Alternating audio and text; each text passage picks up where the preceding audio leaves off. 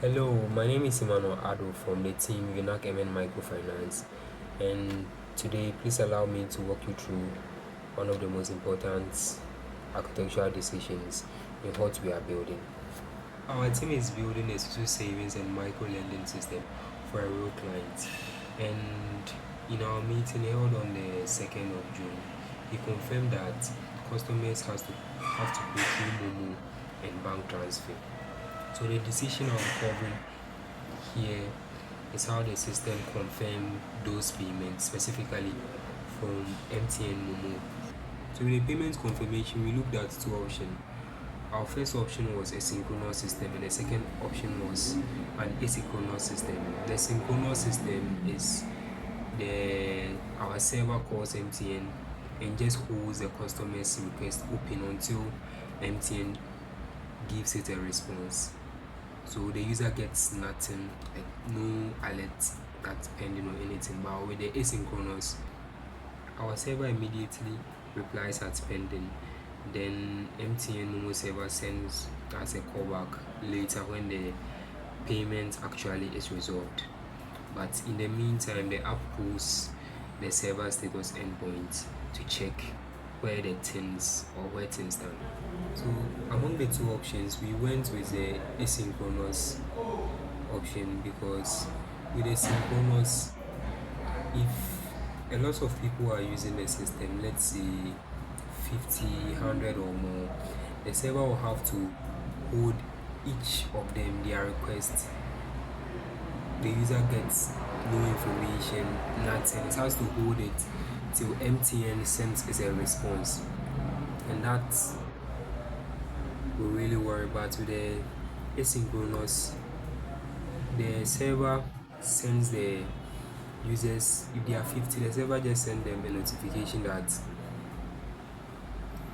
your payment is being pending, so it can move to other things without waiting for MTN to send any request. So that's the first reason we went for asynchronous. The second reason is correctness. So with the correctness, every callback carries a unique reference ID, and we check whether that ID has already been processed before we ever touches the ledge. This means a repayment callback can never credit the same account twice. That's why we chose the asynchronous, because the synchronous can't do none of this. So let me walk you through the duplicate callback, since that's one of the major problems during the payment. So first of all, let's say MTN sends a first callback and it has been processed. When a second callback is sent, the server checks that callback's ID and see if it has already been processed.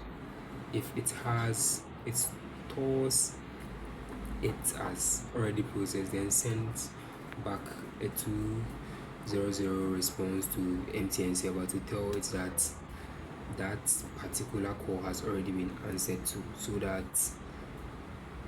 the system doesn't send an error. If it sends an error, the MTN server will be sending back more requests, that same request. So it sends a 220 indicating that the callback has already been processed. Finally, we verify this with an integration test that sends the same callback twice and confirms that the customer's balance changes exactly once.